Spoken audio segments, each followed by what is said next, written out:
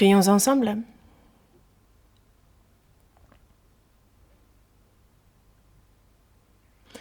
Dis notre Père, toi qui nous aimes, toi qui es saint et miséricordieux. C'est par le précieux sang du Seigneur que tu as éternellement lavé nos péchés. Tu nous as sauvés sans aucun mérite de notre part et tu nous as pris pour tes enfants. Tu nous permets de vivre avec l'espérance glorieuse de pouvoir entrer dans ton royaume éternel. Merci. Et désormais, dans le temps qu'il nous reste à vivre dans la chair sur cette terre, que ce soit en suivant ta volonté sainte et seulement cette volonté, que ce soit en suivant le Saint-Esprit qui nous guide et nous gouverne, en suivant seulement ta volonté sainte, que nous puissions vivre afin que cette vie te glorifie et qu'elle soit pour toi. Pour cela, guide-nous et garde nos pensées et notre cœur en toi. Nous prions pour les églises en Corée, pour les églises dans le monde entier. Nous te remercions, sachant que tu es avec nous et que tu nous protèges. Il y a les saints qui, même au milieu de la difficulté, prêchent ton évangile, gardent la foi et vivent selon ta volonté. Pour tous ces saints, garde-les dans la chair, en esprit. Aide-les, Seigneur, et qu'ils puissent ainsi ne pas avoir leur cœur être détourné par les choses vaines de ce monde et qu'ils ne faiblissent pas face aux autorités méchantes de ce monde, mais qu'ils puissent vivre guidés par toi et fortifiés. Rétablis promptement ceux qui sont malades, ceux qui dans leur cœur sont sujets aux épreuves, aux tentations. Accorde-leur la grâce dont ils ont besoin afin qu'aucun ne trébuche. Soutiens chacun.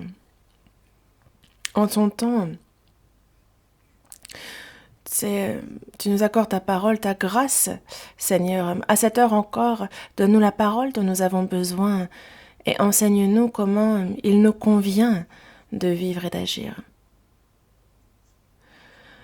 Le Seigneur, tu nous guides par ton Saint-Esprit et tu nous aides, nous y croyons, nous te remercions, nous avons prié au Seigneur Jésus. Amen. La chorale va chanter le cantique qu'elle a préparé.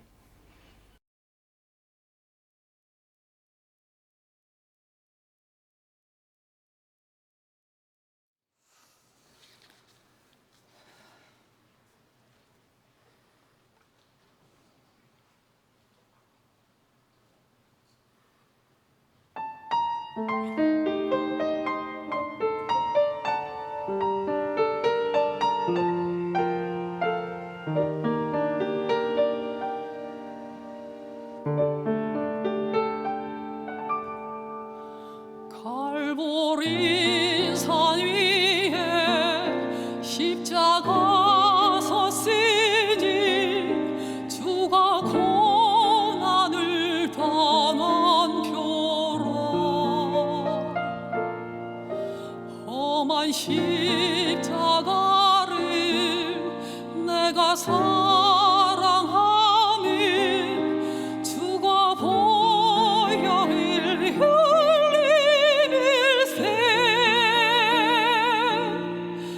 최후 승리를 얻기까지 주의 십자가 사랑하리.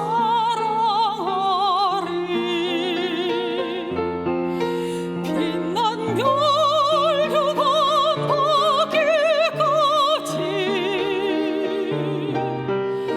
험한 십자가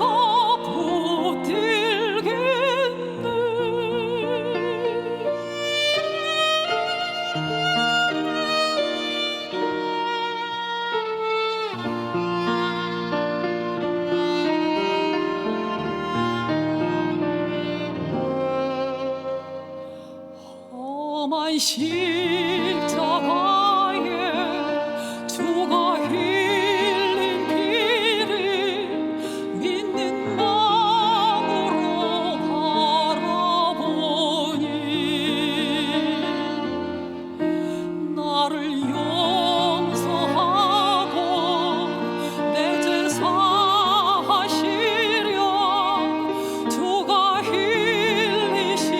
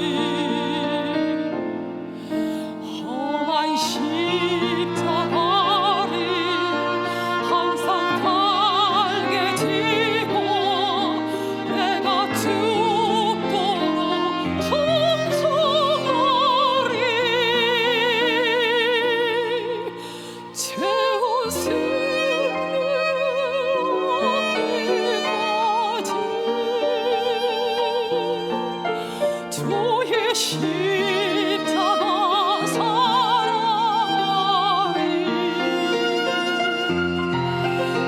난 멸류관 받기까지 험한 십자가 붙들길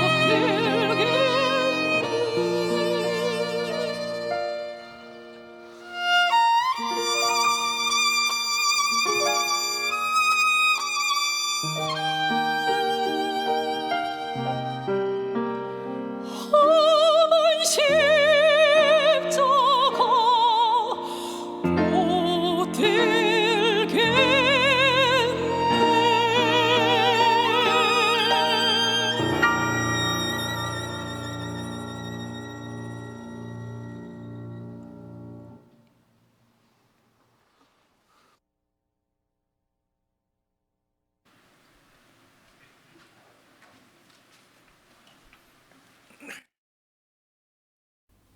Ouvrons la Bible à l'Épître aux Galates, chapitre 5, verset 16.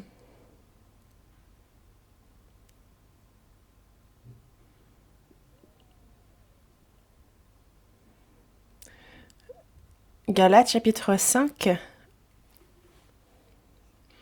verset 16.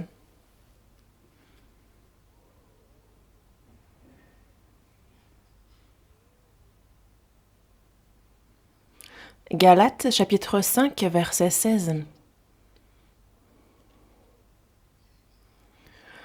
Je dis donc, marchez selon l'esprit, et vous n'accomplirez pas les désirs de la chair.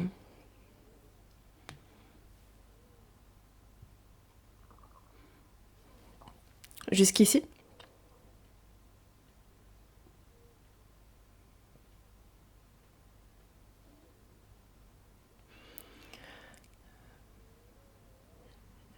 Cette catastrophe de la Covid-19 dure plus longtemps que je ne le pensais. Et dans notre vie, toutes choses sont limitées. Dans notre vie de foi, on est restreint en beaucoup de choses. Dans la prédication de l'Évangile aussi, on n'est pas aussi libre qu'on le voudrait. Et nous prions ardemment que cela prenne fin au plus vite. En cette fin des temps, Dieu montre aux hommes qu'il n'y a sur cette terre ni véritable bonheur, ni espérance, et que ce n'est pas un lieu où l'homme peut vivre éternellement et dans le confort, que ce monde-là n'est pas là pour ça. En cette fin des temps, quand on regarde les catastrophes qu'il fait tomber sur cette terre, nous pouvons constater cela. Nous le savons. Nous, chrétiens, sur cette terre, le temps qu'il nous reste à y vivre se réduit de jour en jour. Nous le comprenons, c'est afin qu'on reprenne nos esprits, qu'on se réveille, que nous faisons face à ces catastrophes aussi.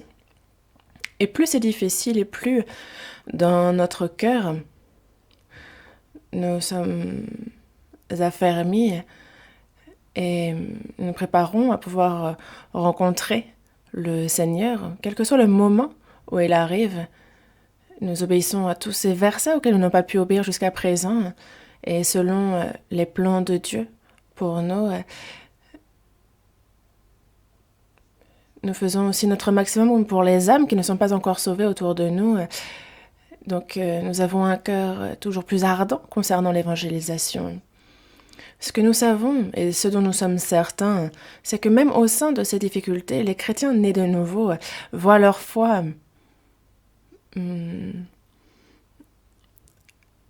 vraiment, je rends grâce à Dieu pour l'épreuve de la foi de chacun qu'il nous permet de voir dans les difficultés. Et pour ceux qui sont jeunes dans la foi, qui sont faibles, on peut tomber. Mais pour les chrétiens nés de nouveau, plus les difficultés sont grandes et plus nous nous confions dans le Seigneur et plus nous avons un cœur qui cherche à lui être obéissant. Et quand je vois ça chez les frères et sœurs, je me rends compte de combien certaine est cette foi qu'il nous a donnée et que le Seigneur est avec nous et qu'il nous aide. Et c'est l'expérience que je peux faire aussi au sein de ces difficultés.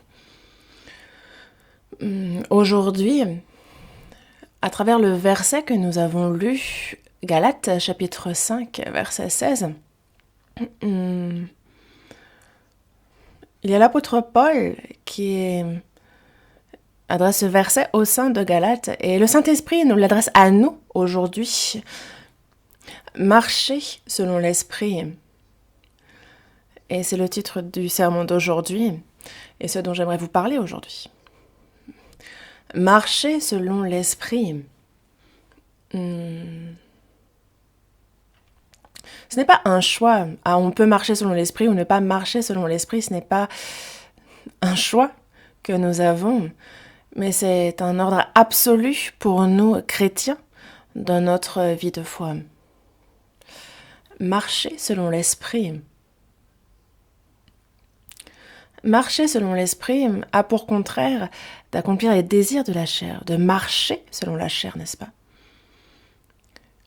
Ceux qui ne sont pas nés de nouveau, ceux qui ne sont pas sauvés, n'ont ni la vie, ni le Saint-Esprit donné par Dieu. Et c'est pour cela qu'ils suivent le diable, le prince de la puissance de l'air, et qu'ils font ce que la chair, ce que leur cœur veulent. Et ils accomplissent donc les désirs de la chair, mais c'est parce qu'ils n'ont en eux ni la vie, ni le Saint-Esprit de Dieu, et ne peuvent donc pas marcher selon cet esprit. Mais ceux qui sont sauvés, nés de nouveau, ont la vie et le Saint-Esprit en eux. Et c'est pour cela qu'ils doivent marcher selon l'Esprit. Pourquoi la Bible nous dit-elle de marcher selon l'Esprit? C'est qu'il est possible qu'on ne le fasse pas, que l'on ne marche pas selon l'Esprit. Comment est-ce possible? Nous qui sommes sauvés durant cette vie sur terre, nous avons encore cette chair, cette nature pécheresse, et il arrive donc que même ceux qui sont sauvés puissent ne pas marcher selon l'Esprit, mais selon les désirs de la chair. C'est pour ça que concernant le fait de marcher selon l'Esprit, comme nous le dit la Bible, il faut que l'on apprenne, comme il se doit, ce qui concerne l'Esprit. L'Esprit n'est pas visible à l'œil, et c'est bien pour cela que même s'il est en nous, nous pouvons ne pas le savoir. Nous avons la vie, nous avons l'amour en nous, et nous avons aussi chacun pour notre part notre personnalité. Et ce sont des choses que l'on ne voit pas, n'est-ce pas? Et ces choses invisibles, que ce soit la personnalité, le cœur, l'amour, ces choses-là se manifestent à travers notre vie, n'est-ce pas? Ce qui est invisible est bien plus important que ce qui est visible, vous le savez, n'est-ce pas? Ce qu'on voit, les choses charnelles, les choses visibles, les choses mondaines, sont toutes de ce monde. L'invisible est bien plus important. Les choses physiques, les choses visibles sont importantes, mais celles qui sont invisibles sont encore plus. Car s'il n'y a pas d'invisible, il n'y a pas de visible non plus. L'air que l'on ne voit pas, si on ne respire pas durant 10 minutes, alors on ne survit pas, n'est-ce pas? On voit donc combien l'air est important, lui qui est invisible. C'est comme la gravité, c'est invisible à l'œil.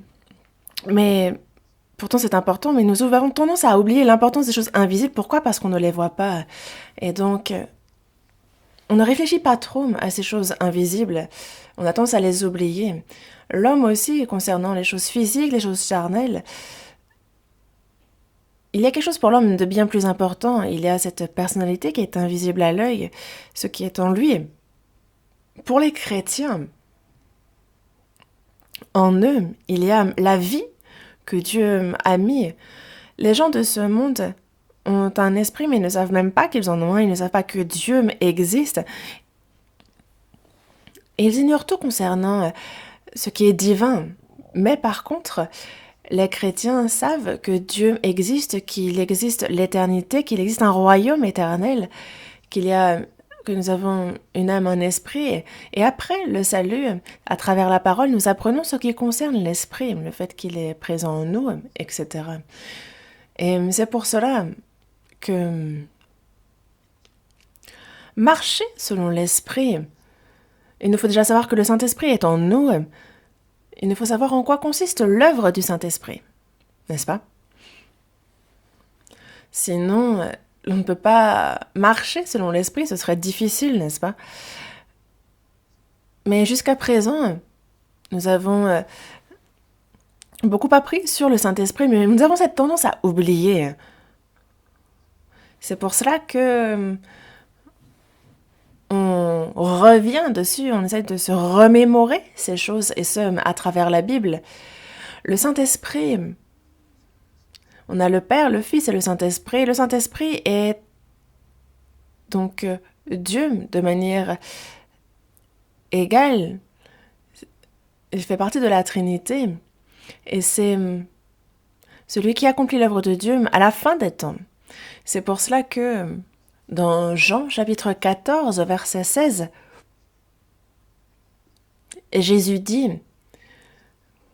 « Et moi, je prierai le Père, et il vous donnera un autre consolateur, afin qu'il demeure éternellement avec vous. » Mais c'est donc l'esprit de vérité dont il parle, que le monde ne peut recevoir, parce qu'il ne le voit point et ne le connaît point. Mais vous le connaissez car il demeure avec vous, il sera en vous. Il nous parle donc d'un autre consolateur. Et par consolateur, Jésus est lui-même un consolateur, celui qui a la grâce de Dieu et qui, justement, donne la grâce à tous les hommes. Celui qui est notre sauveur, le sauveur de notre âme. Mais il dit, et il vous donnera un autre consolateur, afin qu'il demeure éternellement en vous. Par consolateur, en anglais, on a counseling, qui consiste plutôt à un conseiller, on pourrait dire, celui qui nous donne des conseils. On a aussi comforter, qui est plus comme donc un consolateur. On a aussi helper, qui est plus une aide. En fait, ce mot consolateur a plusieurs sens. Et Jésus nous dit, « Je ne vous laisserai pas orphelins, je viendrai à vous. »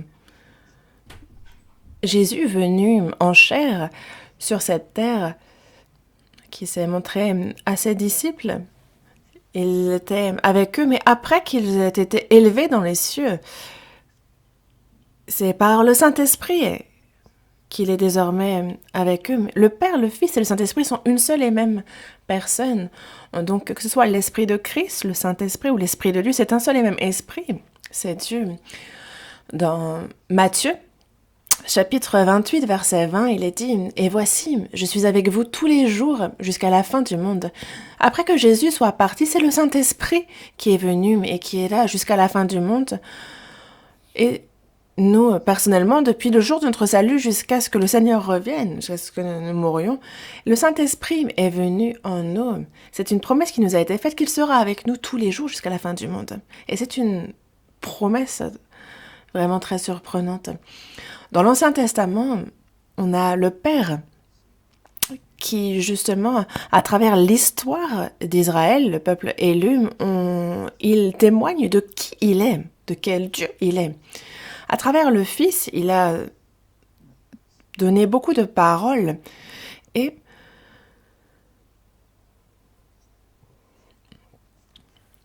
à travers les prophètes dans l'Ancien Testament, il a annoncé la venue de Jésus qui serait le Sauveur. Il a donc annoncé la venue de ce Sauveur.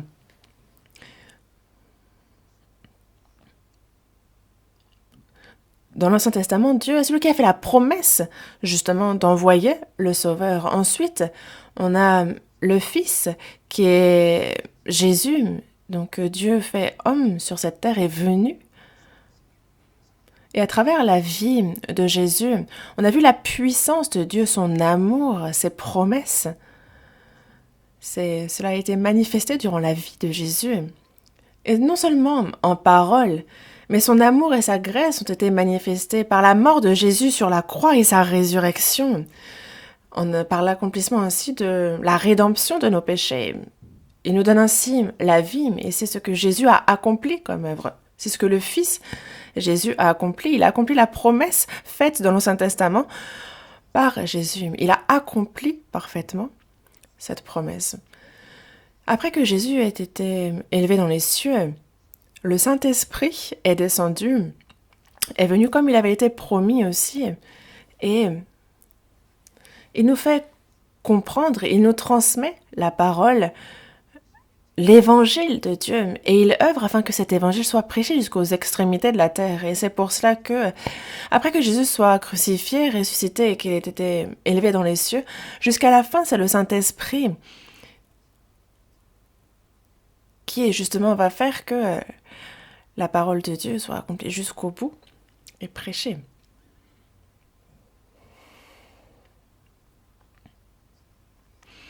Le Saint-Esprit est donc venu et il est celui qui nous a fait comprendre la grâce de Dieu. Il nous sauve, il nous fait naître de nouveau. Et aussi, désormais, à ceux qui sont sauvés, après les avoir fait naître de nouveau, il demeure en eux, non seulement pour les sauver, mais jusqu'à ce qu'ils entrent dans le royaume des cieux. Il est celui qui va les guider sur cette terre. Il est donc bien le consolateur, l'aide, car il demeure avec les sauvés. Et à travers les saints qui sont sauvés, de Jérusalem jusqu'aux extrémités de la terre, il va faire que l'évangile de la grâce de Dieu soit prêché. Et il accomplit donc la formation de ce peuple qui entrera dans le royaume céleste. Et celui qui accomplit cela, c'est le Saint-Esprit. Désormais, la vie du chrétien n'est pas une question de religion, ce n'est pas une vie religieuse. Et nombreux sont ceux qui, encore maintenant, vont à l'église, mais ne savent pas en quoi consiste le salut, la nouvelle naissance. Ils n'ont ni la vie ni l'esprit de Dieu. Et donc, ils ne marchent pas selon l'esprit. Ils mènent une vie religieuse. Ils sont peut-être zélés. Ils prient avec zèle. Ils s'efforcent vraiment d'être bons au cours de leur vie. Et ils s'efforcent de ne pas commettre de péché, d'être bons. Mais ce n'est pas comme cela que ça fonctionne. Ça ne marche pas comme ça. La vie de foi n'est pas une question de religion. Parce que nous avons reçu la vie et le Saint-Esprit de Dieu, alors c'est une question de marcher selon l'Esprit. De savoir que l'Esprit est avec nous et de savoir quelle est son œuvre pour pouvoir marcher selon l'Esprit. Il nous dit donc de marcher selon l'Esprit. Avant toute chose, le Saint-Esprit, dans la première épître aux Corinthiens, chapitre 2, verset 12, il nous dit « Nous n'avons pas reçu l'Esprit du monde, mais l'Esprit qui vient de Dieu, afin que nous connaissions les choses que Dieu nous a données par sa grâce. » Il nous fait donc connaître les choses que Dieu nous a données par sa grâce. C'est le Saint-Esprit qui fait ça, qui nous fait connaître la grâce de Dieu. Il nous fait connaître que nous sommes pécheurs. Il nous donne un cœur pour la repentance, un cœur ardent pour recevoir le salut. Et c'est possible lorsque le Saint-Esprit, justement, est venu dans cette personne et qu'il aide à connaître les choses que Dieu nous a données par sa grâce. Avoir compris l'Évangile, ce n'est pas le résultat de mes efforts, ce n'est pas mon intelligence ou ma sagesse, c'est le Saint-Esprit qui nous a fait comprendre cela. Dans Actes chapitre 16, l'apôtre Paul va à Philippe et alors il s'adresse aux femmes qui sont réunies. Et il est bien dit que donc l'une d'elles, nommée Lydie, elle était marchande de pourpre, il est dit que c'est le Seigneur qui lui ouvrait le cœur pour qu'elle fût attentive à ce que disait Paul. Car même si beaucoup écoutent la parole, la personne comprendra lorsque c'est l'Esprit qui ouvre le cœur. Car certains écoutent et ne comprennent pas. Pourquoi ? Pourquoi certains voient leur cœur ouvert par Dieu et d'autres non ? Dieu a dit faire miséricorde à ceux qui sont miséricordieux. Il a dit mépriser ceux qui le méprisaient. Il n'aime pas les orgueilleux. Et c'est comme dans Luc, justement, on voit le pharisien qui, lui, est orgueilleux, qui met en avant ses œuvres, qui met en avant ce qu'il fait de bien, mais Dieu n'aide pas une telle personne. Alors que le publicain, lui, se frappe la poitrine et il dit « Oh Dieu, sois apaisé envers moi que je suis un pécheur ». Il a réalisé qu'il est un pécheur, il a atteint la repentance et c'est le Saint-Esprit qui ouvre le cœur de cette personne pour qu'elle comprenne la grâce de Dieu. Moi-même, avant d'être sauvée, durant 10 ans environ, j'ai été zélée J'ai fréquenté l'église avec zèle, j'ai durant 4 ans fait aussi des études de théologie, j'ai appris la Bible et je pensais que j'avais la meilleure des foi. J'ai mémorisé beaucoup de versets à l'époque. Je savais que Dieu existe, je savais qu'on a un esprit, je sais que le royaume des cieux, que l'enfer existe, je savais toutes ces choses-là, je connaissais Satan. Remarquable, n'est-ce pas? J'avais lu plus de 50 fois la Bible avant même d'être sauvée. Mais recevoir la grâce, recevoir le Saint-Esprit, ce sont des choses que j'ai beaucoup entendues, mais je n'avais jamais entendu qu'il faut être sauvé, qu'il faut naître de nouveau. Je n'avais jamais entendu cela auparavant. Mais c'est le 30 octobre 1962, à 20h, que j'ai alors compris que ce que le précieux sang du Seigneur avait accompli concernant mes péchés devant Dieu et quelle était désormais ma relation avec Dieu, donc le pardon des péchés éternel. C'est là que je me suis dit, ah, c'est ça le salut. La rédemption éternelle, c'est ça le salut. Parce que je n'ai plus de péché et donc je ne vais pas en enfer. C'est ça le salut. Je me suis dit, ah, c'est vraiment en fait un salut par la connaissance du pardon des péchés. Je me suis rendu compte que, ah, on a reçu le salut, on est né de nouveau, on a reçu la vie éternelle. Ça réfère à la même chose. Et donc je disais être né de nouveau, être sauvé, et même les pasteurs qui m'entouraient, ceux qui étaient autour de moi me disaient, mais tu es bien orgueilleux. C'est une fois mort qu'on saura si on est sauvé ou pas. Comment est-ce que tu peux dire de ton vivant que tu es sauvé? Non, il faut que l'on soit zélé. Et ça me surprenait à l'époque. Et il est vrai que de nos jours, les soi-disant croyants savent qu'il faut être sauvé. Ils parlent du salut, de la nouvelle naissance. Mais c'est quelque chose sur lequel les pasteurs n'insistent pas. Pourquoi? Parce que tous disent qu'ils sont sauvés. Et on leur dit, ah, mais à partir de quand? Ah, bah depuis que je crois. Et donc depuis que je crois, je suis sauvé depuis que je crois. Enfin, et on leur demande, bah ralentis un peu et dis-nous ce qui s'est vraiment passé. Comment as-tu reçu le salut? Et là, ils ne savent plus quoi répondre. Donc c'est vraiment étonnant. Ils sont vagues et fuient.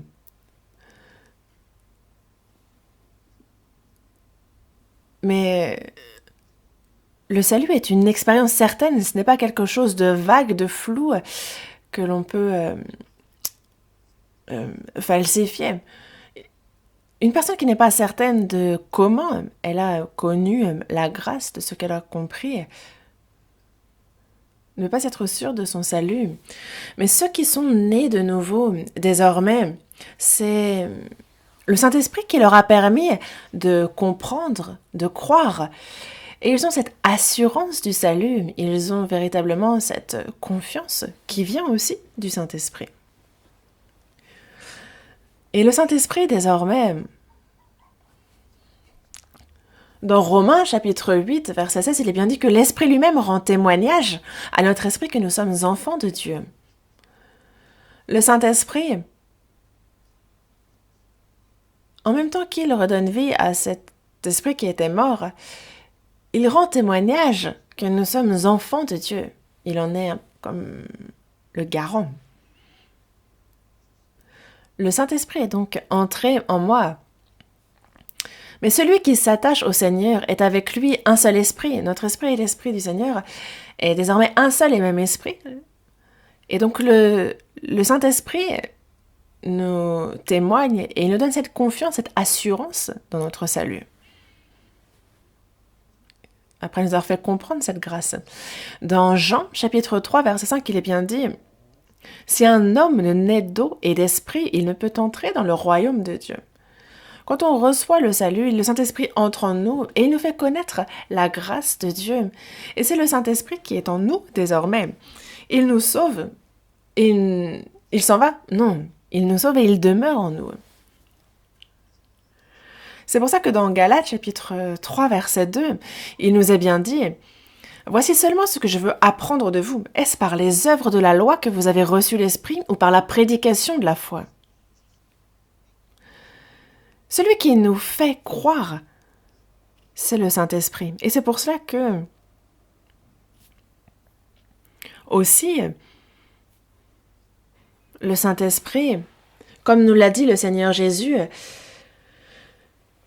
il nous a bien dit qu'il serait en nous. Dans Jean chapitre 14, verset 20, il est dit « En ce jour-là, vous connaîtrez que je suis en mon Père, que vous êtes en moi et que je suis en vous. » C'est lorsque chacun, personnellement, nous avons reçu le salut. Alors, je suis en mon Père, le Seigneur est en moi et on est en lui. Vous en avez conscience? Regardez un peu un enfant. Si vous lui demandez est-ce qu'il a un estomac, un foie, des reins, un cœur, des organes, enfin, il ne saura pas quoi vous répondre. Si on lui dit le cœur, par exemple, doit battre des milliers de fois par jour, parce que s'il s'arrête, alors on meurt. Et pourtant, son cœur bat, mais il ne sait pas qu'il a un cœur. Il peut très bien vivre sans le savoir. Il entrera à l'école et ensuite il apprendra en cours des SVT la structure du corps humain et il verra que il a bel et bien un cœur qui bat et qui lui permet de vivre. Il se rendra compte qu'il a un foie, des reins, qu'il a différents organes qui constituent son corps. Il apprendra alors. Ce sont des choses que l'on apprend après notre salut, une à une, sachant que « le Saint-Esprit est en moi, que le Saint-Esprit accomplit telle ou telle chose. C'est lui qui m'a fait comprendre la grâce, que c'est le Saint-Esprit qui, justement, à travers la parole de Dieu, chaque jour, purifie notre cœur et notre vie. Il nous sanctifie. »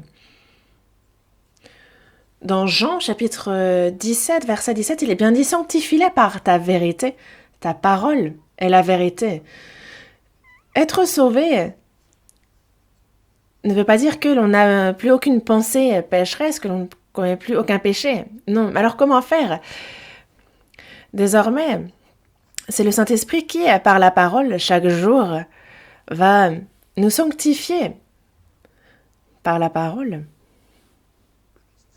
Dans Éphésiens chapitre 5, verset 26, il est bien dit « Afin de la sanctifier par la parole, après l'avoir purifiée par le baptême d'eau. » Et ce verset, en fait, chaque jour, on se lave les mains des dizaines de fois, on fait notre toilette, on se douche, on est propre sur soi, n'est-ce pas?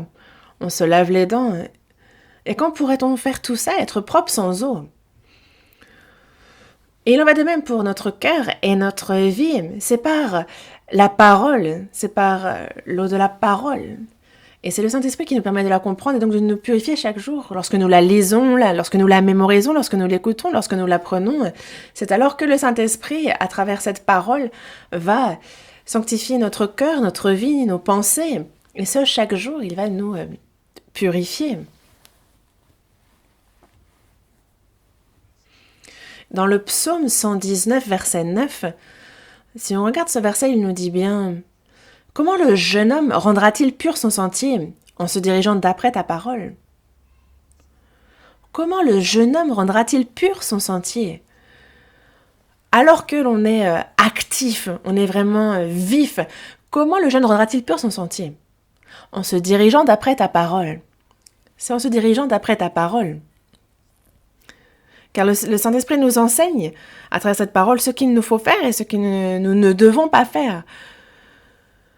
Et c'est donc que chaque jour, petit à petit, le Saint-Esprit nous sanctifie, nous purifie par la parole et nous aide afin que justement l'on ait les sentiments de Christ, sa personnalité. Et sans l'aide du Saint-Esprit, cela ne marche pas. C'est pour cela que le fait que Dieu nous ait donné le Saint-Esprit est vraiment surprenant. Actes chapitre 2, Actes chapitre 2.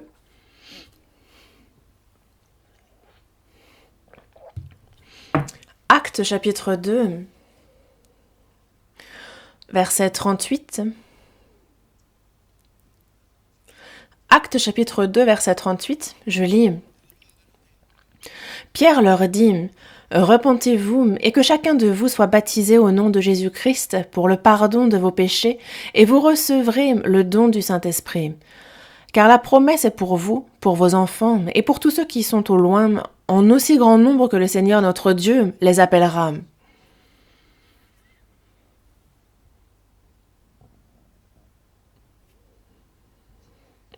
À la Pentecôte, selon la promesse de Dieu, ils étaient dans la chambre haute à Jérusalem. Il y avait les saints, les disciples, et le Saint-Esprit est descendu ce jour-là. Et aussi, ils étaient remplis du Saint-Esprit. Et alors, Pierre s'est adressé aux Juifs et leur a dit, mais justement, Dieu a fait Seigneur et Christ, ce Jésus que vous avez crucifié. Celui que vous avez crucifié, Dieu a fait de ce Christ, lui qui était le Messie, il l'a fait, Christ. Et alors ils répondent, ils ont eu le cœur vivement touché, ils ont dit à Pierre, mais homme, frère, que ferons-nous? Une fois qu'ils avaient entendu ce discours, et même sans être juifs et sans avoir été de ceux qui ont crucifié Jésus, nous savons combien nous sommes de misérables pécheurs aux yeux de Dieu et combien nous avons vécu égarés, éloignés de Dieu. Nous étions vraiment, par nos mauvaises œuvres, ennemis de Dieu. Nous étions voués et destinés à l'enfer. Et nous n'avions que ça à dire. Que ferons-nous? Certains leur disent Dieu existe, ils font tant mieux pour lui. Si on leur dit il y a un esprit, ils disent je sais pas, est-ce qu'il y a pas, je sais pas. Si on leur dit que l'enfer existe, ils font l'enfer, si j'y vais pas seul. Si on dit mais quand on est de nouveau, on va dans le royaume des cieux. Le royaume des cieux, ça a l'air pas mal. En fait, ils sont insensibles. Ils ne réagissent pas. Que ferons-nous? La chair, lorsque notre chair est atteinte d'une maladie, alors on se dit que ferons-nous? On cherche à guérir. Mais concernant cet esprit qui est voué à l'enfer, s'il y a un salut, ça sera petit à petit. Quand ça? Petit à petit, quand ça? Est-ce que vous savez ce qui vous attend demain? On ne sait pas ce qui nous attend demain. Comment allez-vous faire? Si on a un tel cœur, on ne peut pas recevoir le salut. Que ferons-nous? Hommes, frères, que ferons-nous? Pierre leur dit,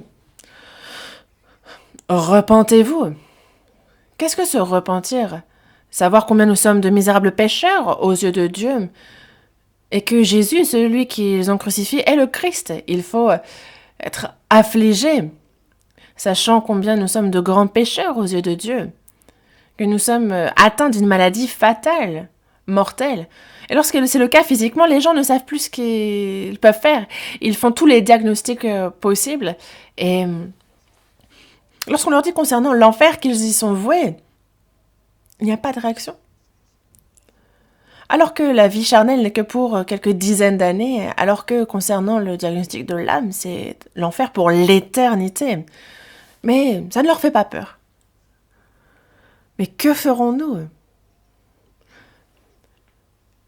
Pierre leur répondit, repentez-vous. Donc, voyez combien vous êtes misérables aux yeux de Dieu et revenez à Dieu. Demandez-lui pardon, demandez-lui miséricorde et que chacun de vous soit baptisé au nom de Jésus-Christ. Que chacun de vous soit baptisé au nom de Jésus-Christ. Et ce n'est pas parce qu'on est baptisé qu'on est de nouveau, mais c'est une personne née de nouveau qui est baptisée. C'en est juste un peu le signe. C'est un peu comme lorsque vous avez réussi votre année, on vous donne un diplôme. C'est un peu pareil. Il faut naître de nouveau pour être baptisé. L'inverse, le baptême n'apporte pas le salut. Et ensuite, il dit, pour le pardon de vos péchés, vous recevrez le don du Saint-Esprit. Car la promesse est pour vous, pour vos enfants, pour tous ceux qui sont au loin, en aussi grand nombre que le Seigneur notre Dieu les appellera. recevoir le salut, recevoir le Saint-Esprit, il est bien dit que c'est le don de Dieu. Un don, on ne paye pas pour ça, n'est-ce pas? Un don, c'est un cadeau, on le reçoit gratuitement. C'est par la grâce que vous êtes sauvés par le moyen de la foi, et cela ne vient pas de vous, c'est le don de Dieu. C'est un don, c'est un cadeau, et pas parce que nous avons bien agi. Cela ne vient pas de nous, ce n'est pas nos œuvres. C'est la promesse, c'est le don de Dieu pour tous les hommes. Le pardon des péchés est pour tous. Jésus est mort en se chargeant du péché du monde entier, et lorsqu'il a dit « tout est accompli », il a alors accompli la rédemption éternelle. Et c'est le péché du monde entier qu'il a porté, et c'est ce péché-là qu'il a ôté. Dans Ésaïe, chapitre 44, verset 22, il nous dit bien « J'efface tes transgressions comme un nuage et tes péchés comme une nuée, reviens à moi car je t'ai racheté. » J'efface tes transgressions comme un nuage et tes péchés comme une nuée. Mais tout est effacé, vous avez déjà vu. Lorsque le ciel s'éclaircit, on voit tout qui s'efface, on voit les nuages qui disparaissent, c'est la même chose. Reviens à moi. Et la repentance, c'est bien cela, c'est savoir que nous sommes pécheurs et se détourner de ses voies, retourner à l'Éternel. Reviens à moi car je t'ai racheté. Parce que je t'ai racheté, parce que j'ai pardonné tes péchés, crois en cela et reviens à moi. Et ce n'est pas revenir et pour ensuite croire. Non, ensuite il va nous pardonner. Non, il a déjà tout fait. Il nous a déjà rachetés. Mais même si lui a tout fait de son côté, si on ne croit pas, alors c'est inutile pour nous. Mais cette promesse de la rédemption, lorsque Jésus a dit sur la croix, tout est accompli, c'est par sa mort sur la croix, par sa résurrection, que c'est un fait. Tout est accompli. Et lorsque l'on croit à ce fait, en même temps que l'on reçoit le pardon de nos péchés, on reçoit aussi en don le Saint-Esprit. Le Saint-Esprit. Cela ne vient pas de vous, c'est le don de Dieu, parce que c'est une promesse pour vous, pour vos enfants, pour tous ceux qui sont au loin et en aussi grand nombre que le Seigneur, notre Dieu, les appellera. C'est une promesse qui est faite à tous les hommes, et c'est cette promesse qui s'est accomplie pour nous. Nous aussi, on a vu l'évangile être prêché jusqu'aux extrémités de la terre. Nous, en Corée, nous sommes à l'extrême orient. Et cet évangile est arrivé jusqu'à nous, nous avons écouté, nous avons cru. Et c'est le Saint-Esprit qui nous a fait comprendre.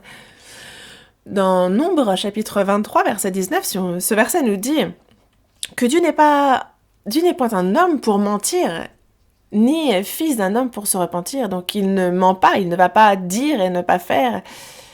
Quand on regarde les politiciens de nos jours, il y a ces promesses électorales qu'ils font lors des présidentielles, par exemple, mais ça devient très vite des paroles vides.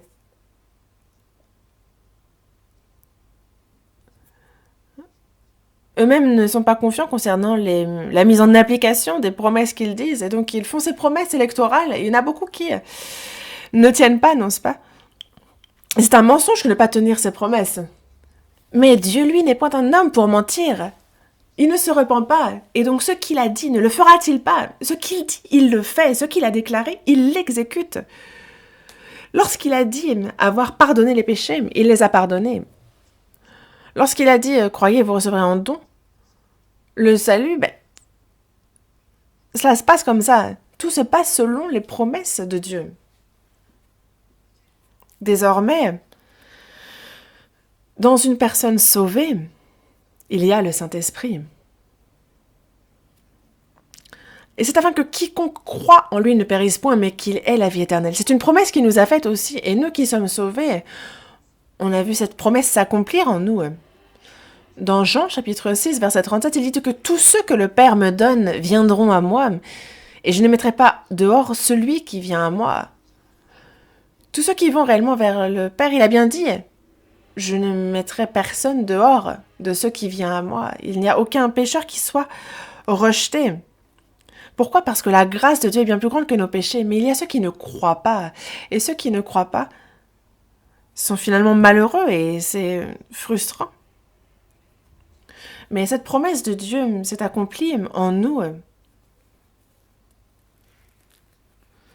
Ceux qui croient, c'est selon la promesse du Seigneur que lorsqu'il reviendra dans peu de temps, alors la promesse qu'il nous a faite de revenir nous chercher tient aussi et s'accomplira.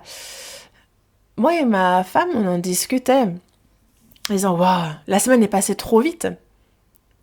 On est déjà vendredi, demain c'est samedi, après c'est dimanche déjà. Demain, il faut que je reprépare le sermon. » Vraiment, j'ai l'impression que la Terre tourne plus vite. Il n'y a pas de raison, n'est-ce pas? Il n'y a pas de risque que ça arrive, mais je me dis, on va fermer les yeux, dans peu de temps, on est dans les cieux. C'est l'impression que cela donne. Dans Hébreux, chapitre 10, verset 37, il dit, encore un peu de temps, mais celui qui doit venir viendra, il ne tardera pas. Le Seigneur a dit revenir bientôt. Il peut nous sembler tarder, ça nous paraît long, mais en fait, pour le Seigneur, en fait, il ne tardera pas, pour lui, c'est un instant. Quand nous serons dans le royaume des cieux, en fait, cette vie sur terre sera pour nous comme un jour, ça nous semblera être un rêve, comme une seconde, paf, qui a juste passé. Et parce que notre cœur est comme celui du Seigneur, alors vraiment dans les cieux, il n'y aura pas de cette notion de temps. Et lorsque nous entrerons donc dans le royaume des cieux, dans ce royaume de gloire, alors nous verrons encore l'accomplissement de cette promesse, ce sera encore plus certain. Nous voyons vraiment combien les promesses de Dieu s'accomplissent telles quelles pour ceux qui croient. Désormais, une chose qu'il nous faut savoir et dont il nous faut être convaincus, c'est qu'il y a le Saint-Esprit en toute personne sauvée. Le Saint-Esprit, alléluia, il est en moi. Que l'on ait péché, il y a cette chair qui est vile, basse. N'empêche que le Saint-Esprit est en moi, qu'il est en moi. Et est-ce que ce n'est pas un fait vraiment surprenant? C'est difficile de comprendre cela avec notre raison, mais Dieu accomplit ses promesses, il l'a dit, et il accomplit. Il agit selon ses promesses. En ce jour-là, vous connaîtrez que je suis en mon Père, que vous êtes en moi et que je suis en vous. C'est le cas. Le Saint-Esprit est en moi. Dans Romains chapitre 8, verset 9, il est dit que si quelqu'un n'a pas l'Esprit de Christ, il ne lui appartient pas.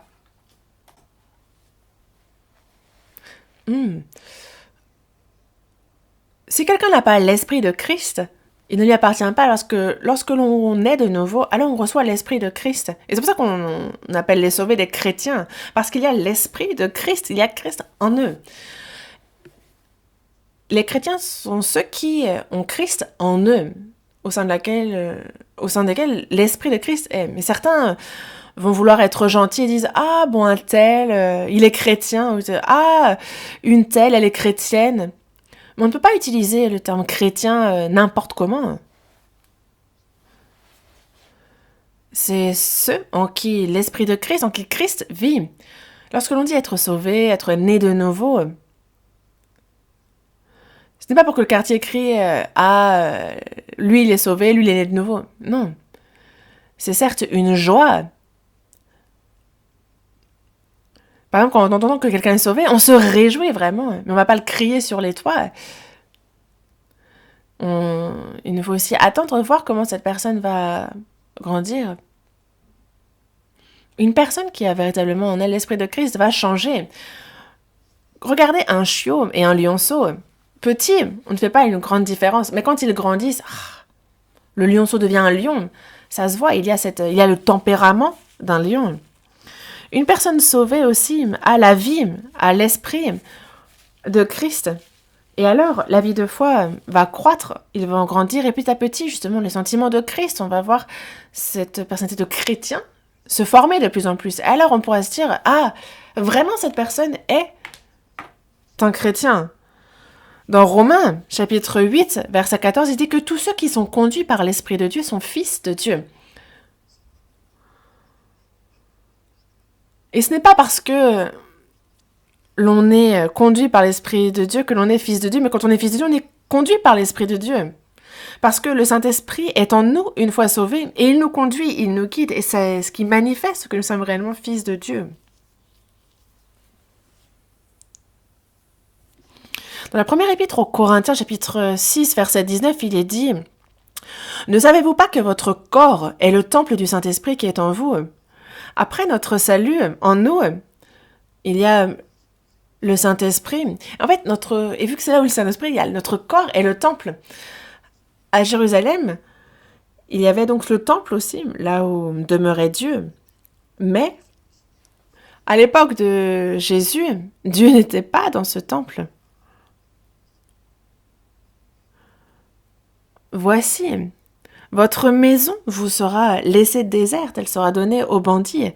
À l'époque de Jésus, le temple à Jérusalem n'était pas la maison de Dieu. Votre maison vous sera laissée déserte. Dieu n'était pas là. Parce que désormais, c'est Jésus qui était Dieu lui-même. Et il a bien dit justement qu'il mourrait et qu'il ressusciterait. Et ce, en 3 jours. Et il parlait justement aussi du Saint-Esprit qui viendrait après qu'il soit élevé dans les cieux. Et nous avons désormais le Saint-Esprit en nous, et donc ce corps est le temple du Saint-Esprit. Ne savez-vous pas que votre corps est le temple du Saint-Esprit qui est en vous? On dit être né de nouveau, être sauvé, mais ne pas savoir que le Saint-Esprit est en soi. Des fois, on le sait, puis on oublie, on y repense et on oublie de nouveau. On vit selon la chair, puis selon l'esprit, selon la chair, puis selon l'esprit. Non, il ne faut pas oublier une seule seconde que l'esprit est en nous. Il est toujours avec moi, dans mon cœur. Il est toujours avec moi, toujours dans mon cœur. Et nous pouvons ainsi toujours rendre grâce et être joyeux, car le Saint-Esprit est en nous. Nous vivons constamment avec lui, avec nous, en nous. Et c'est pour cela qu'il dit « Vous ne vous appartenez point à vous-même, car vous avez été rachetés à un grand prix. Donc glorifiez donc Dieu dans votre corps et dans votre esprit qui appartiennent à Dieu. » Et donc, mon corps aussi a été racheté à un grand prix, à un grand prix. Et dans ce corps, il y a le Saint-Esprit.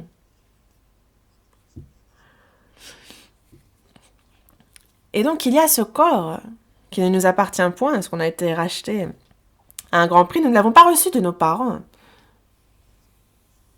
Plus ou moins, dans le sens où ils nous ont enfantés, ils nous ont élevés. Mais c'est un corps dont j'ai hérité de Dieu. Car il a non seulement salvé mon âme, mais il a aussi racheté à un grand prix ce corps. Ne savez-vous pas que c'est le temple où habite l'Esprit de Dieu? C'est au prix du sang de Jésus que nous avons été rachetés. Et il y a donc la Trinité, le Père, le Fils et le Saint-Esprit qui gèrent justement ce corps qu'est le temple. Ça ne vous surprend pas? Vous n'êtes pas surpris? Vous voyez combien cette chair, ce corps est important. Et donc on ne peut pas vivre n'importe comment, n'est-ce pas? Ou en faire n'importe quoi. Lorsque le Seigneur reviendra, il transformera ce corps pour un corps de gloire. Et donc, d'ici là, le Seigneur est avec nous, en nous. Et si moi je l'oublie, le Seigneur, lui, ne me quitte pas. C'est pour ça qu'il nous faut ne pas oublier un seul instant que le Seigneur est avec nous par son esprit qui est en nous. Dans la seconde épître aux Corinthiens, chapitre 13, verset 5, il nous est dit « Examinez-vous vous-même pour savoir si vous êtes dans la foi, éprouvez-vous vous-même. Ne reconnaissez-vous pas que Jésus-Christ est en vous, à moins peut-être que vous ne soyez réprouvés. Je crois en ce que le Seigneur m'a sauvé, qu'il a pardonné mes péchés, que nous sommes nés de nouveau, que nous sommes fils de Dieu. Ensuite, à quoi est-ce que nous croyons? En ce que l'Esprit est à nous. Il est en nous. Ne reconnaissez-vous pas que Jésus-Christ, que l'Esprit est en vous? À moins peut-être que vous ne soyez réprouvés. C'est un fait évident, c'est certain, mais certains prennent ça à la légère. Imaginez que quelqu'un ait touché le gros lot. Allez, 10 milliards.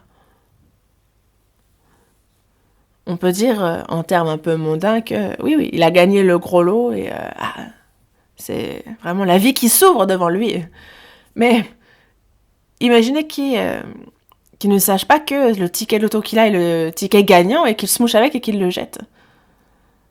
Alors il n'y a pas plus malheureux Et donc c'est incomparable, n'est-ce pas? Le Seigneur, c'est par son précieux sang qu'il a racheté à un grand prix, justement, mon corps et mon âme. C'est désormais le temple de son esprit, il est désormais en moi, lui qui est si saint.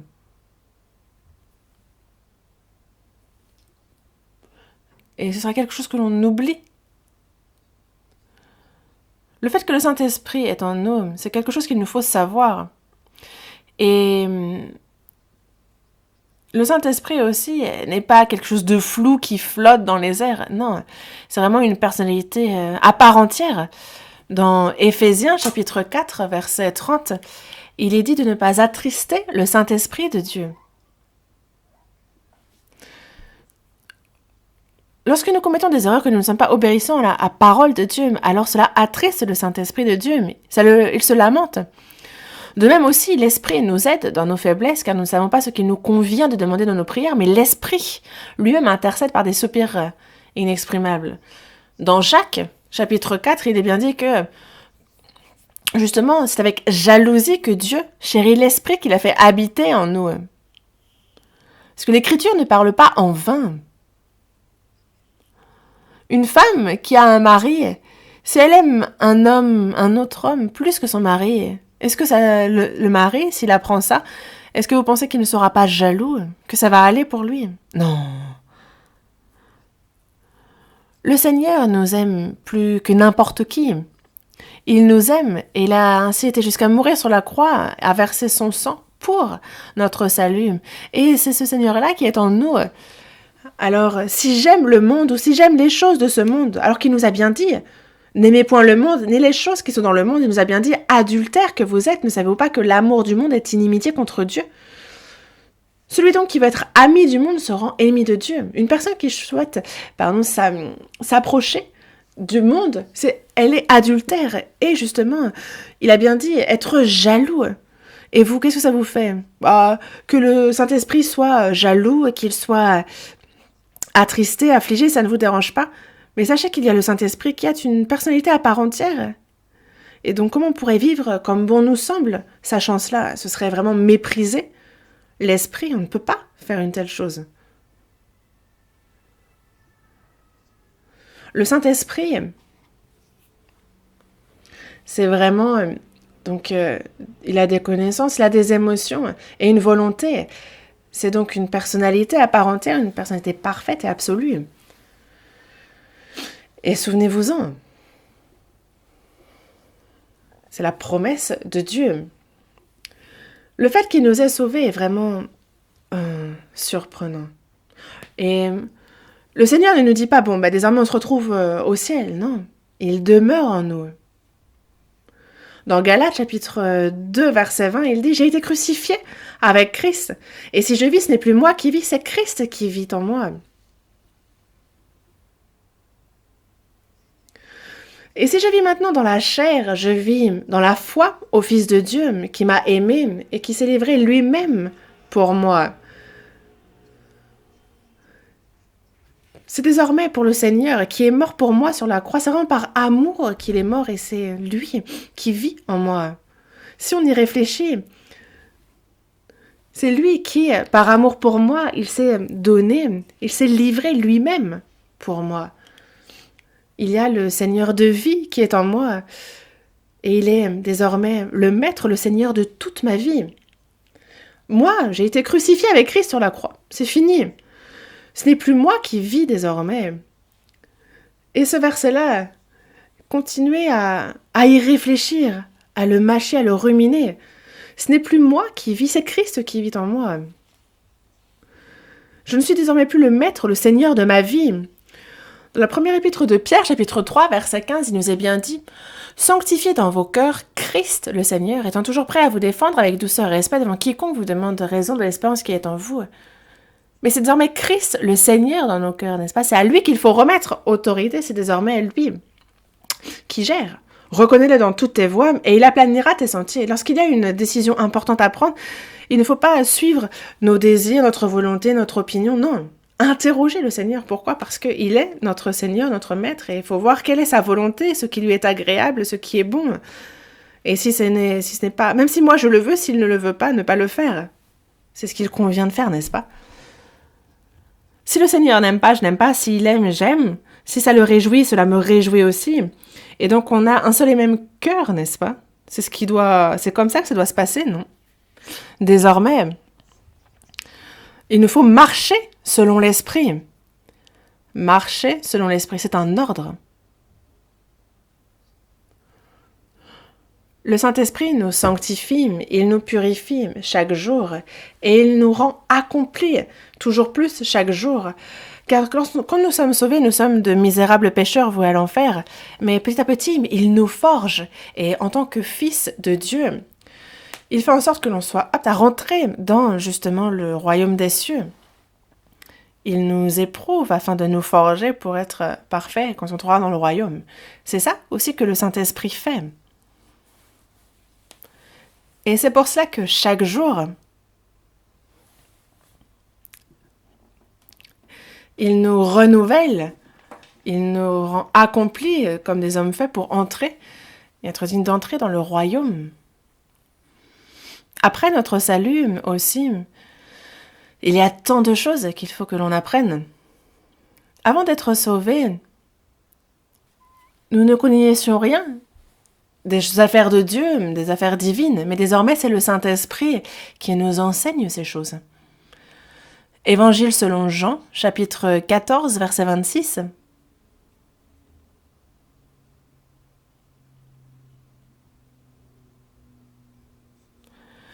Évangile selon Jean, chapitre 14, verset 26.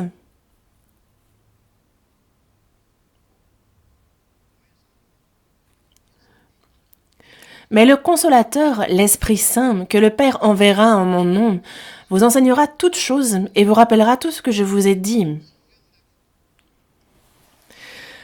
Mais le Consolateur, l'Esprit Saint, donc viendra et il vous enseignera toutes choses. Après notre salut, ce que nous devons savoir, quelle est la volonté de Dieu, qu'est-ce qui lui est agréable, qu'est-ce qui le réjouit, comment il nous convient de vivre. Il y a beaucoup de choses qu'il nous faut savoir, n'est-ce pas? Et qu'il faut que l'on continue à apprendre. Une personne qui vient d'être sauvée et qui vit ensuite comme bon lui semble. Moi, en fait, vraiment, le mot « église », quand je regarde en sinogramme, c'est vraiment très bien. Donc, on a justement le caractère enseignement et le caractère réunion. Et c'est vrai que nous, à chaque fois qu'on se réunit, certains disent on n'est pas là pour le culte. Un culte, c'est quoi? C'est depuis notre salut et jusqu'à ce qu'on entre dans son royaume, c'est toute notre vie. Quand on est à l'église, quand on est au travail, dans le cadre familial, c'est le culte raisonnable que l'on rend à Dieu, c'est toute notre vie, depuis notre salut jusqu'à ce qu'on le rencontre. Mais vraiment, l'église, c'est là où c'est se réunir pour là où il nous enseigne, c'est là où justement il nous enseigne. Et on va écouter ce que Dieu veut nous dire aujourd'hui. Pourquoi écoutons-nous les sermons? Est-ce que c'est juste là? On est là en observateur et question de voir est-ce que l'orateur parle bien ou pas? Non. C'est afin de connaître la volonté de Dieu, afin de vivre selon cette volonté et cette parole. Il nous parle constamment. Il nous donne sa parole afin qu'on ne l'oublie pas et afin qu'on soit justement béni par l'observation de ces paroles. Et donc, ce Saint-Esprit nous enseigne toutes choses, tout ce dont le chrétien a besoin, il nous l'enseigne. C'est le Saint-Esprit qui fait ça. Dans Jean, chapitre 16, verset 13, il est dit que quand le Consolateur sera venu, l'Esprit de vérité, il vous conduira dans toute la vérité. C'est dans toute la vérité qu'il nous conduit. Il fait en sorte que, justement, on n'incline ni à droite ni à gauche. Il détourne notre pied du mal. Il fait que l'on marche droit dans la voie de la vérité. C'est lui qui nous dirige. Dans la première épître de Jean, chapitre 2, verset 27, il nous le dit bien que l'onction, Donc c'est justement le Saint-Esprit qui est versé sur nous. L'onction que vous avez reçue de lui demeure en vous et vous n'avez pas besoin qu'on vous enseigne. Mais comme son onction vous enseigne toutes choses, donc le Saint-Esprit nous enseigne toutes choses et qu'elle est véritable et qu'elle n'est point un mensonge, demeurez en lui selon les enseignements qu'elle vous a donnés. Il nous faut demeurer dans les enseignements du Saint-Esprit, de la parole. Le Saint-Esprit nous enseigne toutes choses. Il nous conduit dans toute la vérité, il nous enseigne toutes choses et il faut demeurer en cela. Si on apprend et qu'on se dit, bah ouais, si on écoute et qu'on se dit, oui, bon, il nous a dit ça et qu'on oublie, une telle personne est une personne qui méprise justement l'enseignement du Saint-Esprit. Non, est-ce que vous pensez pouvoir être béni comme ça?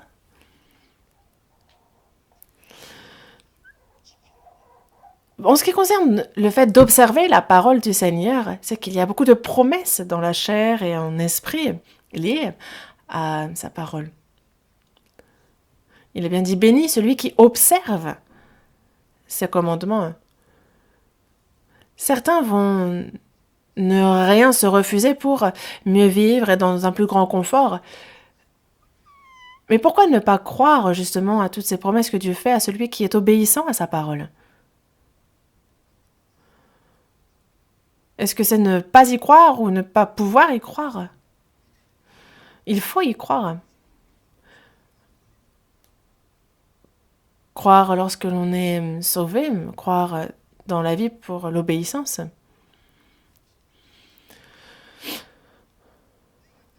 Dans Luc chapitre 6, verset 46, il est dit « Pourquoi m'appelez-vous Seigneur, Seigneur, et ne faites-vous pas ce que je dis ?» Ceux qui disent de leur bouche « Seigneur, Seigneur », qu'est-ce que Seigneur? Seigneur, c'est maître, n'est-ce pas? C'est vraiment Seigneur, celui qui est chef, chef au sens tête du corps.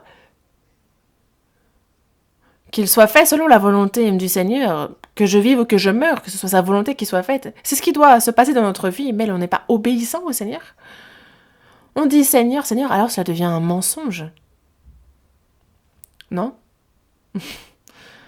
Il ne faut pas que ça se passe comme ça.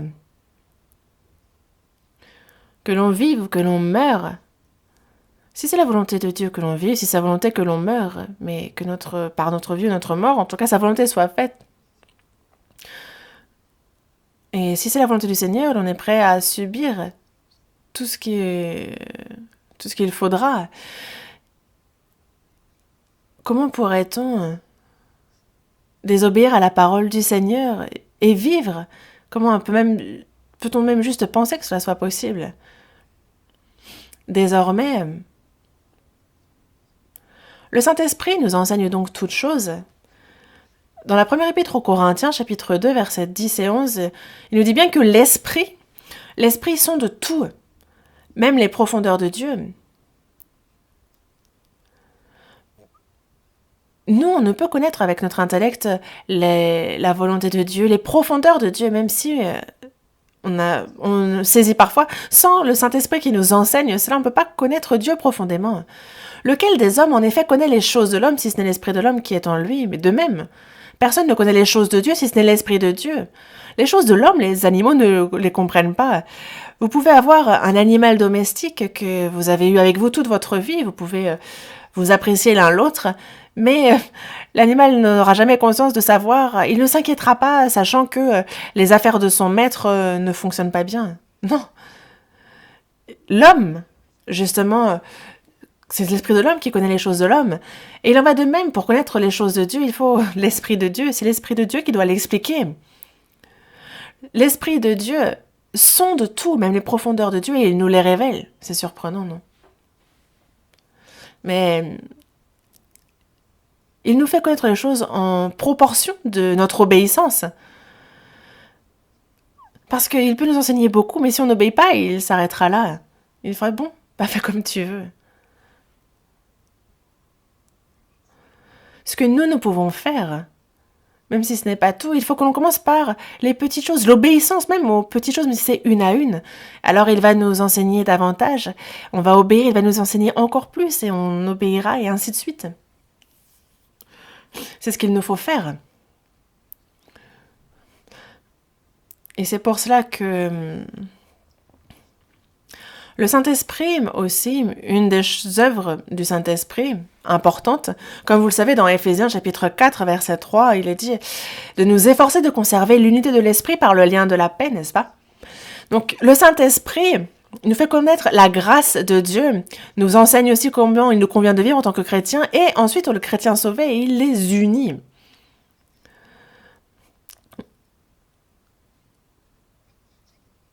Quand on n'était pas sauvé, on ne pouvait être un. Chacun suivait sa propre voie. Un mari et une femme, ils forment une famille, mais chacun a sa propre pensée.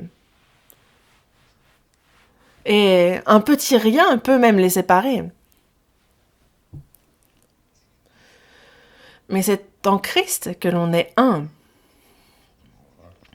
Mais comment des personnes sauvées peuvent-ils être un alors que le physique est différent, la manière de penser est différente, tout est différent? Mais ce qui va permettre de surmonter cela, c'est qu'il y a le Seigneur qui est notre Maître. Il a mis en nous le Saint-Esprit. Et c'est par ce Saint-Esprit-là qu'il nous unit et qu'il fait de nous une communauté, cette Église qui est le corps de Christ. Le corps avec une tête et un corps. Moi-même, je me tiens debout devant vous, je prêche. Ça, c'est parce que c'est la tête qui dit « fais comme ça ». Et donc, tu as les jambes qui se tiennent fermes, le ventre qui est contracté, tout le corps, justement, obéit aux ordres qui viennent de la tête. Et Jésus est le chef de l'Église. Nous sommes chacun, pour notre part, membres de ce corps. Et justement, dans 1 Corinthiens, chapitre 12, verset 13, il est bien dit que nous avons tous, en effet, été baptisés dans un seul esprit pour former un seul corps, soit juif, soit grec, soit esclave, soit libre. Et nous avons tous été abreuvés d'un seul esprit. Et donc, c'est la parole dont nous nous abreuvons, qui nous donne aussi la vie. Et qui nous formons un seul corps. Dans la première épître aux Corinthiens, chapitre 12, verset 27, il est dit que vous êtes le corps de Christ et vous êtes ses membres, chacun pour sa part. Et donc tous les chrétiens unis forment le corps. Certains sont les bras, certains sont les membres visibles, d'autres sont les organes internes, certains sont les ongles, les pieds. En fait, nous sommes chacun membres pour notre part de ce corps. Ça ne vous surprend pas? Il faut donc que l'on soit attaché pour ne pas mourir. Et il nous faut suivre le Saint-Esprit qui nous guide pour que l'on puisse justement, unis par ce même esprit, vivre pour le Seigneur.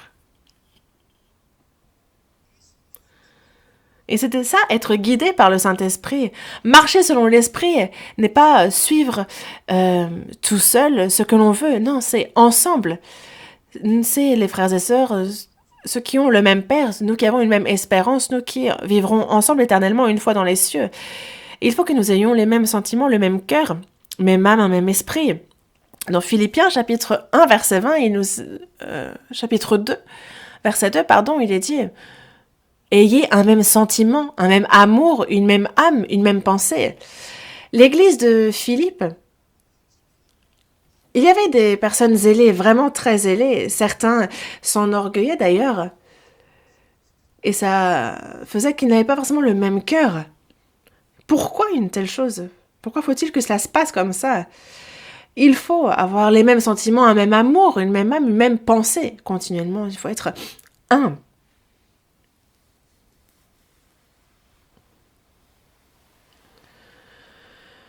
Avoir pensé de manière différente, ça ne pose pas de problème.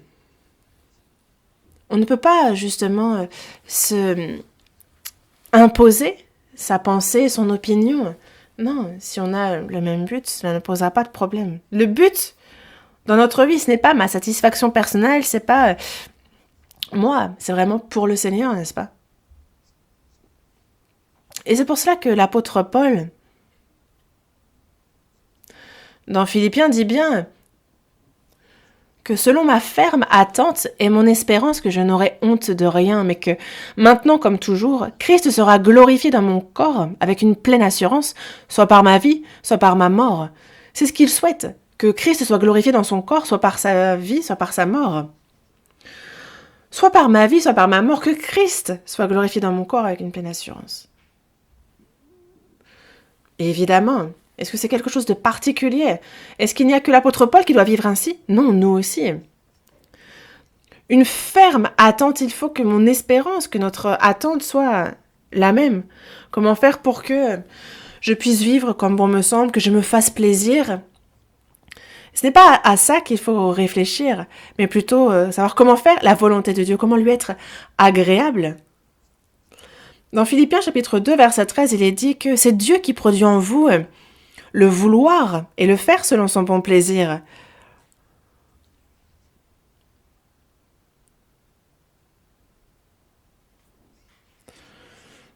C'est le Saint-Esprit qui produit en nous le vouloir, le faire. C'est lui qui met ce vouloir et qui nous fait le faire faire. C'est lui qui met cette ferme attente, c'est lui qui met cette espérance, qui nous donne aussi la force de pratiquer, d'observer cette parole et d'accomplir les vœux que l'on a, les souhaits que le Dieu met en nous pour lui.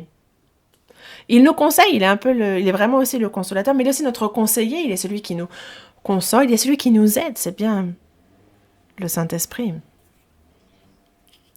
Et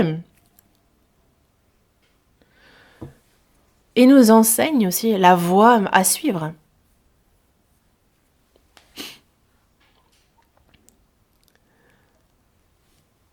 C'est lui qui produit en nous le vouloir et le faire, et c'est ce que fait le Saint-Esprit.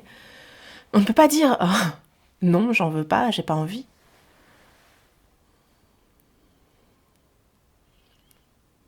Et aussi, le Saint-Esprit, il nous est bien dit que vous recevrez une puissance, le Saint-Esprit survenant sur vous, et vous serez mes témoins à Jérusalem, dans toute la Judée, dans la Samarie, jusqu'aux extrémités de la terre. Et comme il nous est dit dans Actes, chapitre 1, verset 8, le Saint-Esprit nous unit, n'est-ce pas? Mais pourquoi cette union? C'est afin que l'Évangile puisse être prêché jusqu'aux extrémités de la terre. Que les saints sauvés puissent suivre la volonté du chef du corps, qui est le Christ, le chef de l'Église, et que cet évangile soit prêché jusqu'aux extrémités de la terre pour tous ceux qui ne sont pas encore sauvés, que nous soyons unis de cœur dans la prédication de cet évangile, et car il faut que cette œuvre s'accomplisse, que beaucoup d'âmes soient sauvées. Dans la première épître de Pierre, chapitre 1, verset 12, il est dit que il leur fut révélé que ce n'était pas pour eux-mêmes, mais pour vous, qu'ils étaient les dispensateurs de ces choses, que vous ont annoncé maintenant ceux qui vous ont prêché l'évangile par le Saint-Esprit envoyé du ciel. Et jusqu'à présent, le Saint-Esprit a prêché cet évangile à travers les saints sauvés. Et c'est ce qu'il faut que l'on continue, on reprend le bâton et on continue le relais. Dans Actes, chapitre 8, on voit que Philippe, qui n'est pas du tout apôtre, il est diacre, il va à Gaza et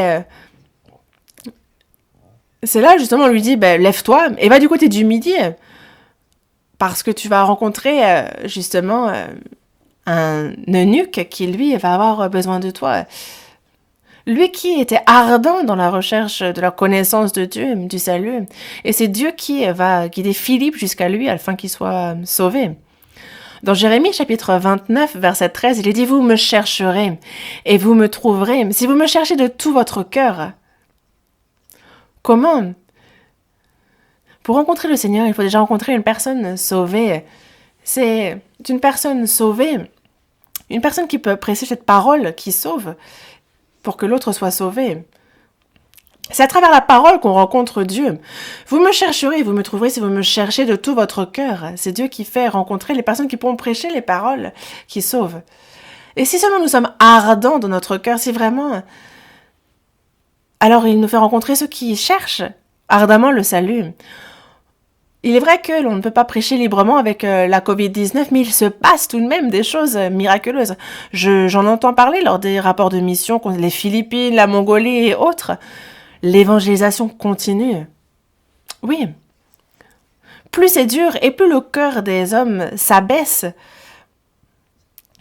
Et donc ce cœur qui cherche Dieu devient ardent. Et lorsqu'il y a l'aide de ceux qui ont été premièrement sauvés, alors ceux qui cherchent Dieu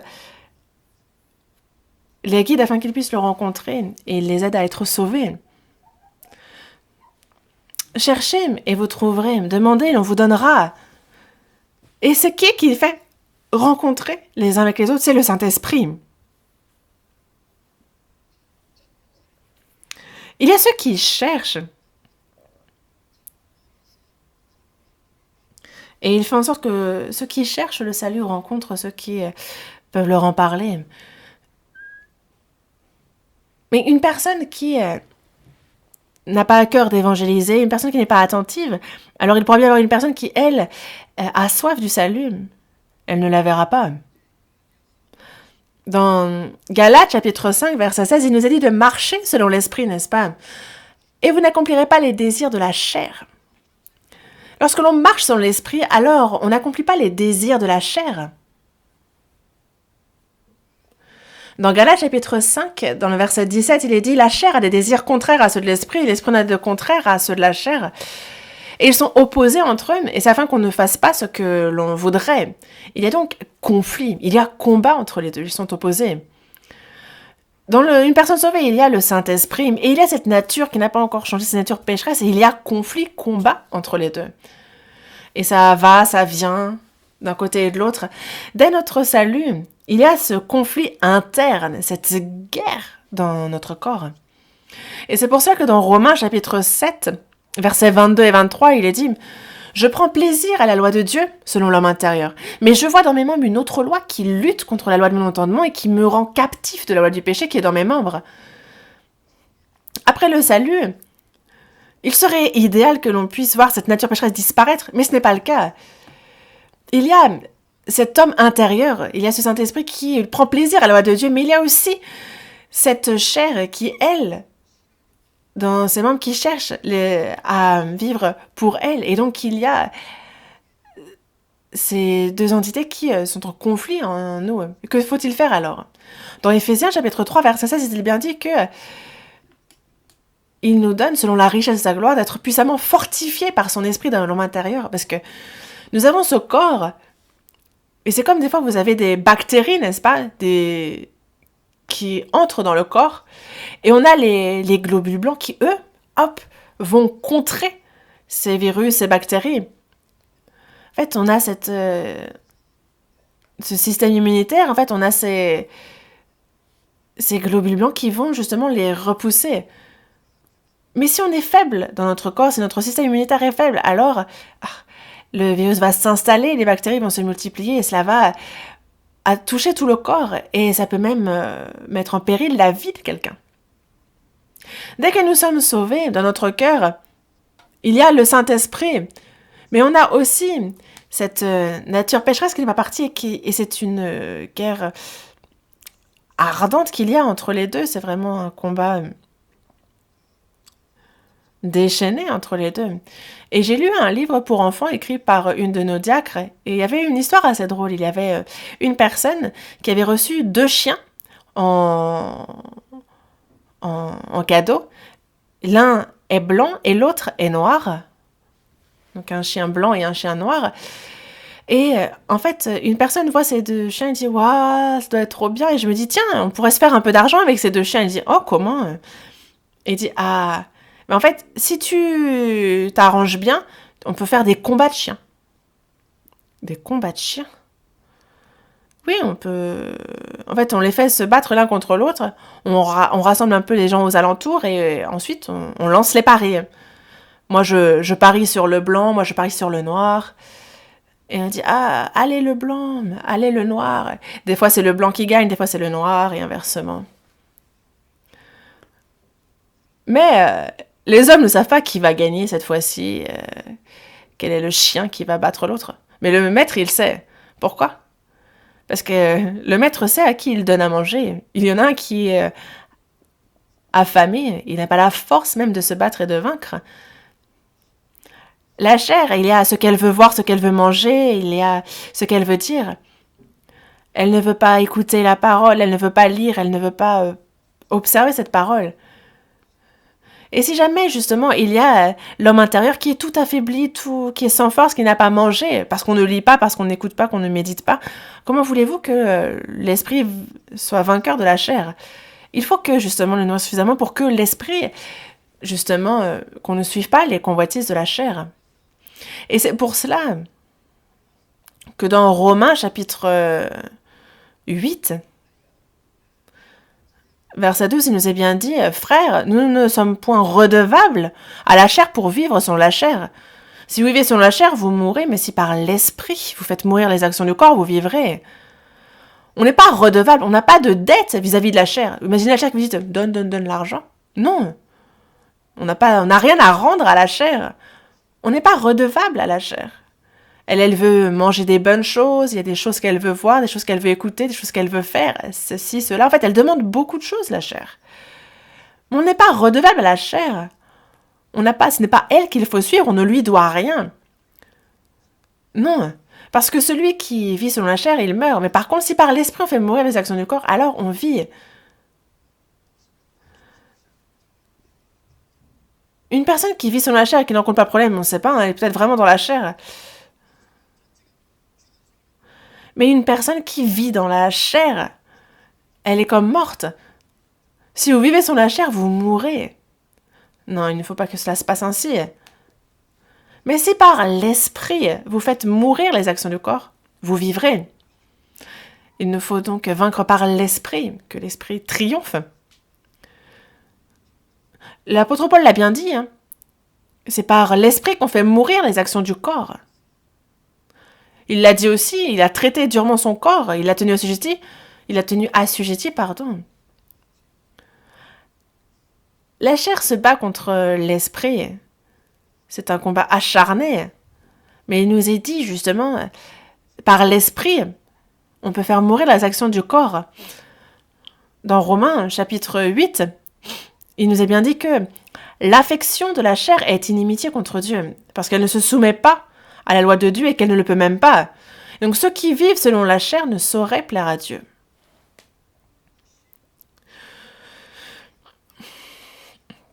L'affection de la chair est inimitié contre Dieu. On ne peut pas être ennemi de Dieu, non? En anglais, c'est vraiment against, c'est vraiment inimitié, c'est ennemi contre Dieu, c'est vraiment contre. On est ennemi de Dieu. Et il est bien dit que justement, ne prenez pas le risque de combattre contre Dieu, ce n'est pas comme ça qu'on réussit. Parce qu'en plus, la chair ne se soumet pas à la loi de Dieu, mais elle ne le peut même pas.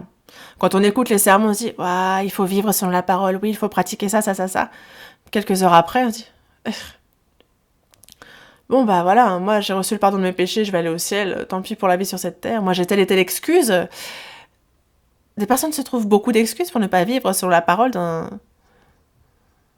Ils se consolent, en fait, ils se raisonnent, se disant « j'ai ci, j'ai ça, j'ai telle ou telle raison ».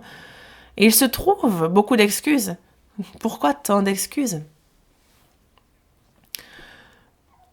En fait, la chair, son affection, elle ne se soumet pas à la loi de Dieu, et elle ne le peut même pas. Il faut que nous, on soit pris par l'esprit, il faut que l'on s'exerce, que l'on soit entraîné, que l'on s'entraîne à soumettre la chair à la loi de Dieu. Il faut la faire mourir régulièrement.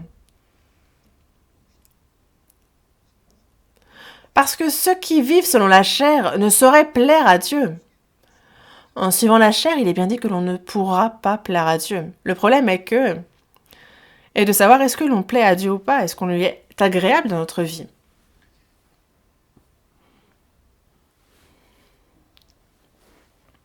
Nous, dans peu de temps, le Seigneur revient et nous le irons à sa rencontre. Lui qui nous a sauvés, lui qui est mort à ma place, qui est mort pour moi, lui qui est ma vie. Le Seigneur qui est avec moi depuis mon salut. Comment est-ce que j'ai pris soin de lui durant ma vie? Comment est-ce que j'ai vécu avec lui? Est-ce que j'ai été agréable? Est-ce que j'ai fait ce qui lui plaît ou non? Quand nous serons devant le Seigneur, tout sera manifesté. Tout sera révélé. D'avoir suivi les choses vaines de ce monde, d'avoir suivi les convoitises de la chair. Non, ne faites pas ça. Nous vivons dans ce monde, mais nous ne sommes pas de ce monde, n'est-ce pas?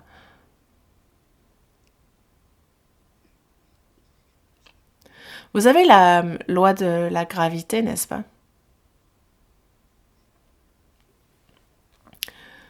La loi de la gravité, c'est vraiment le fait que si vous lâchez quelque chose, ça tombe.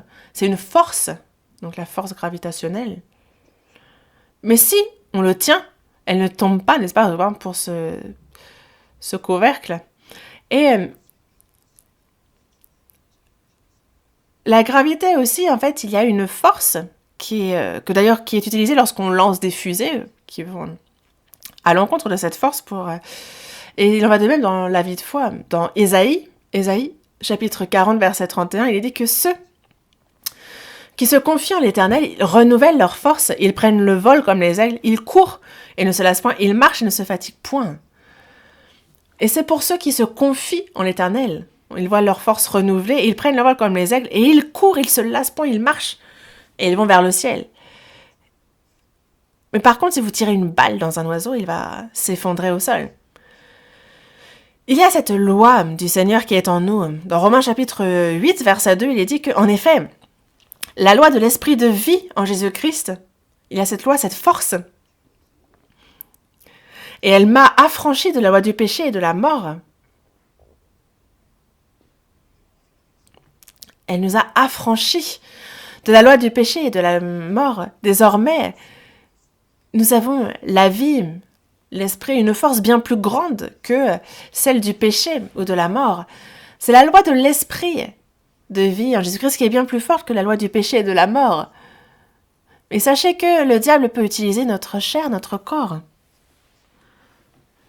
Mais la loi de l'esprit de vie en Jésus-Christ m'a affranchi de la loi du péché et de la mort. Et c'est pour ça que dans le verset 4, il dit que la justice de la loi fut accomplie en nous, qui marchons non selon la chair, mais selon l'esprit. On marche donc selon l'esprit. Parce que nous aimons Dieu, parce que nous aimons le Seigneur, nous n'aimons pas le monde. Et ça nous aide à ne pas marcher selon le monde. Il nous est dit de marcher selon l'esprit. Dans Galates, chapitre 5, verset 24, il est bien dit que ceux qui sont à Jésus-Christ ont crucifié la chair avec ses passions et ses désirs. Ceux qui sont à Jésus-Christ, qu'ont-ils fait? Ils ont crucifié la chair avec ses passions et ses désirs. Crucifié. Jésus est mort sur la croix, n'est-ce pas? Il n'a pas seulement pardonné nos péchés, mais il faut savoir que nous sommes morts avec lui sur la croix. Ah, moi aussi j'étais crucifié avec lui, moi aussi. Je suis mort sur la croix. Lorsqu'il fut crucifié, il y avait ceux en bas qui lui disaient « Descends !» Et alors on croira en toi. Si tu descends, si tu te délivres toi-même, on croira en toi. Mais Jésus disait « Comment je pourrais descendre? C'est le Père qui m'a mis ici. » Il dit « Tout est accompli. » C'est sur la croix qu'il a tout accompli. Mais le diable, ce qu'il fait, il ne peut pas prendre le salut des sauvés, mais il leur dit « N'en fais pas trop dans ta vie. N'en fais pas trop. » Regarde, à cause de ça, tu ne peux pas faire ci ou ça dans le monde, tu ne peux pas faire ça. Vis un peu comme bon te semble, t'inquiète pas. Et c'est un peu ce qu'il criait aussi à Jésus sur la croix. Descends, descends. Tu vois bien que ça t'empêche de faire ceci ou cela. Mais Jésus ne peut pas. Ceux qui sont à Jésus-Christ ont crucifié la chair avec ses passions et ses désirs. Descendre de la croix? Non. Parce que c'est vraiment que si nous vivons selon la chair, nous mourrons. Et c'est donc selon l'esprit qu'il nous faut vivre, marcher selon l'esprit. Alors on peut vraiment ne pas suivre les convoitises de la chair. Et ce, jusqu'à ce que le Seigneur revienne. Alors on pourra vraiment le retrouver dans la joie, l'accueillir dans l'allégresse, espérant toujours dans le retour de notre Seigneur. Et même si nous faisons face aux difficultés, de vivre selon sa volonté, de ne pas laisser notre cœur être détourné par les choses vaines, de vivre une vie qui lui soit agréable, de bien prendre soin de notre cœur. Que ce vœu ardent de vivre selon la volonté de Dieu s'accomplisse, c'est ce qu'il nous faut désirer. Prions ensemble. Dis notre Père, toi qui es miséricordieux, nous agissions dans le péché et étions éloignés de toi, et une mauvaise œuvre faisait de nous tes ennemis. Et c'est sans aucun mérite de notre part que tu nous as sauvés. Tu nous as réconciliés avec toi, tu nous as pris pour tes enfants, et le reste de notre vie, jusqu'à ce que nous entrions dans ton royaume, tu ne nous abandonnes pas comme des orphelins, mais tu demeures avec nous, tu es en nous, tu nous protèges, Seigneur. Merci. Seigneur, Nous sommes encore si faibles, et il arrive trop souvent que nous ne suivions pas ta volonté, Seigneur. Que le Saint-Esprit puisse diriger, guider notre vie, afin que notre cœur ne soit plus détourné par les choses vaines de ce monde, que ce ne soit plus la convoitise de la chair que nous suivions, mais seulement ce qui te plaît, ce qui est agréable. Guide-nous dans ce sens, pour que toi, Seigneur, qui reviens dans peu de temps, nous puissions espérer en ton retour en toi et que nous puissions nous tenir devant toi sans être honteux. Pour cela, guide et gouverne chacun d'entre nous. Nous avons prié au nom du Seigneur Jésus. Amen.